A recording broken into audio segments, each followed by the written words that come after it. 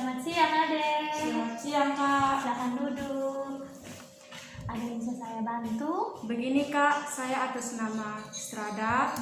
Saya 14 tahun. Ya. Dengan berat badan 42 kg, tinggi badan 163 cm. Saya ingin bertanya Kak, apakah berat badan saya sudah ideal? Baik.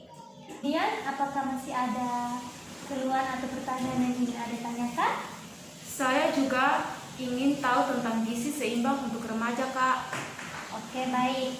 Ini boleh saya minta surat diagnosanya dari rumah sakit? Ini Kak. Terima kasih.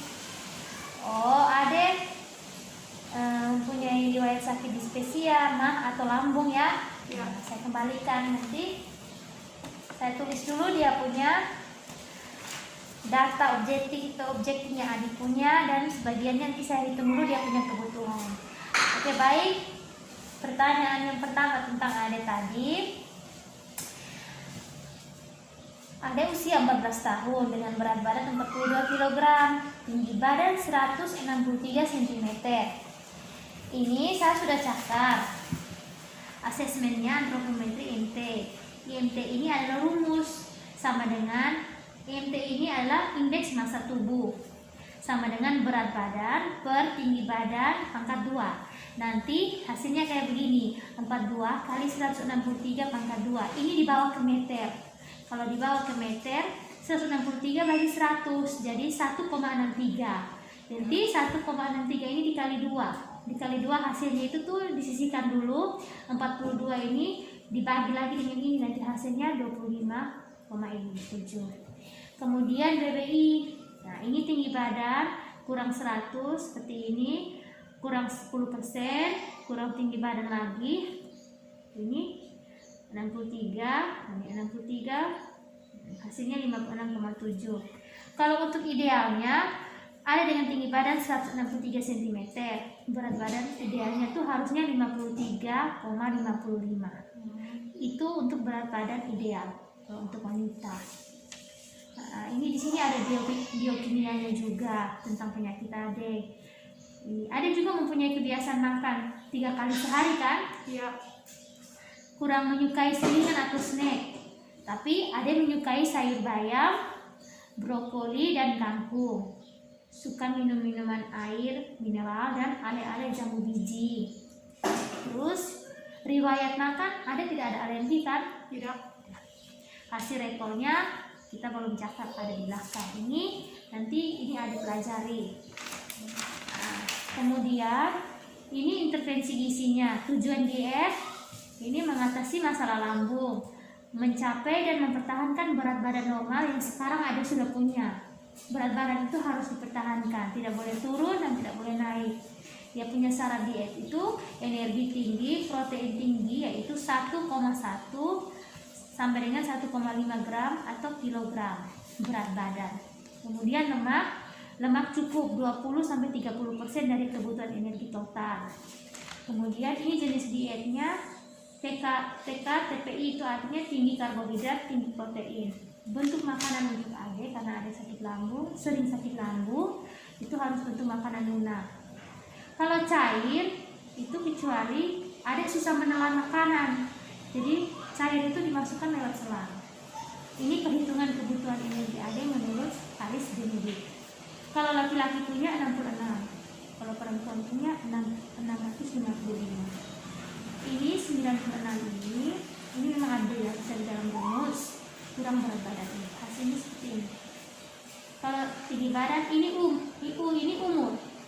Jadi 9,6 dikurang Adek punya berat badan, disisihkan di bawah.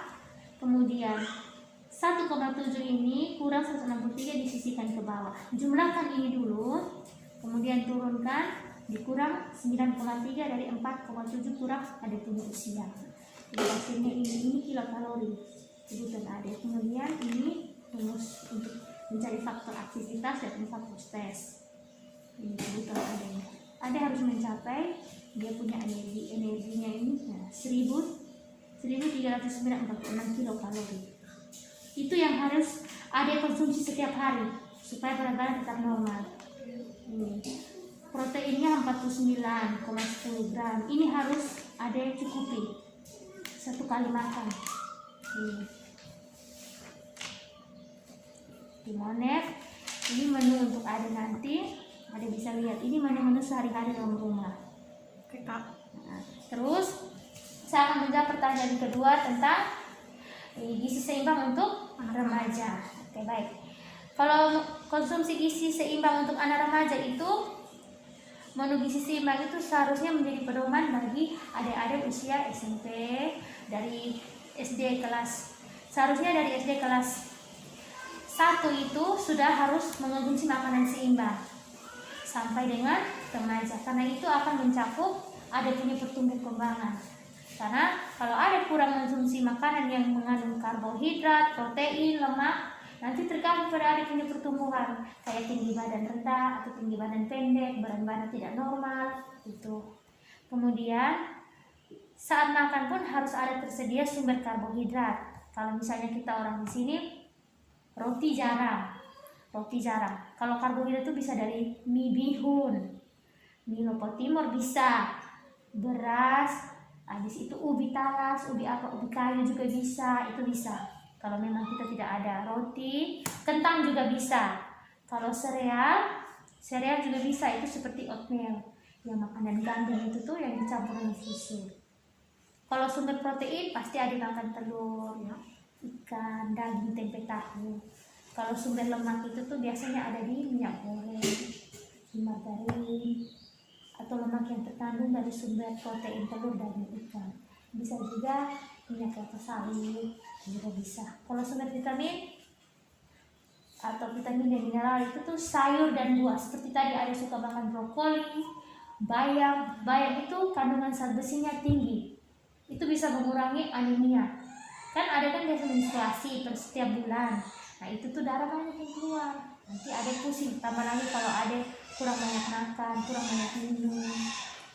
Untuk menyempurnakan tambahan segelas susu harus paling tidak 1 hari itu harus minum 1 gelas susu. Kalau itu untuk gizi seimbang. Kemudian ada 10 pedoman tentang gizi seimbang. Itu 10 pesan umum gizi seimbang. Yang pertama itu syukuri dan nikmati aneka ragam pangan, makanan yang ada di bumi ini. 2. Perbanyak makan sayur yang cukup dan buah-buahan. 3. Biasakan mengonsumsi lauk pauk yang mengandung protein tinggi. Yang keempat, biasakan mengonsumsi aneka ragam makanan pokok. Yang kemudian batasi mengonsumsi makanan manis, asin, dan berlemak. Manis itu seperti minuman yang siap saji itu, kayak Pepsi, Coca-Cola, terus Fanta, jambu biji pun bisa, cuman harus dikurangi. Jangan 1 hari ada bisa minum sampai 3-4 kali, tidak usah, harus 1 saja, kurangi. Kalau yang berlemak, yang makanan gorengan itu. Biasakan sarapan pagi, itu pedoman yang nomor 6.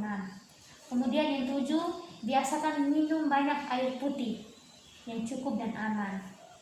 Kemudian 8, kalau ada yang mau makan sesuatu itu harus lihat dia punya label komposisinya itu pada kemasan itu harus lihat di label. Kemudian 9, cuci tangan pakai sabun dengan air mengalir. Harus menjaga kebersihan tangan, pokoknya aktivitas tubuh itu diperlukan. Pola hidup bersih pun harus diperhatikan. Habis itu 10, lakukan aktivitas fisik yang cukup dan tetap mempertahankan berat badan yang sekarang adik punya ini. Tidak boleh turun dan tidak boleh naik. Apakah adik mengerti dengan penjelasan saya? Mengerti Kak. Oke, baik, terima kasih adik sudah datang bertanya di saya. Mungkin ini jawaban yang bisa saya kasih. Kalau mungkin ada yang kurang, ada yang bisa cari lebih tahu lebih banyak, dan kita belajar sama-sama lagi. Oke, terima kasih. Selamat siang. Yang Kak.